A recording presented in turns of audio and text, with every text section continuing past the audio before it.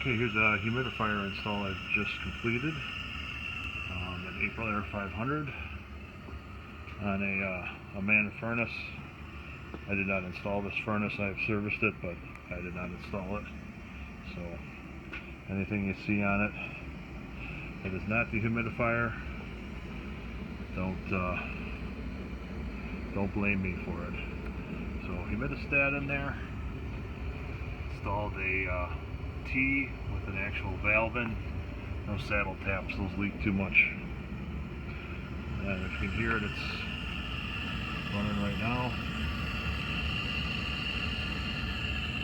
Supplying water.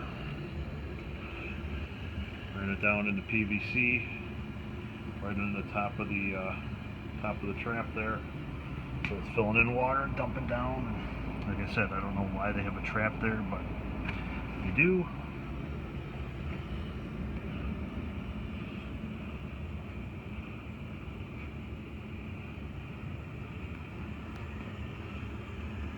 So if you need a humidifier installed or any other HVAC needs, give me a call.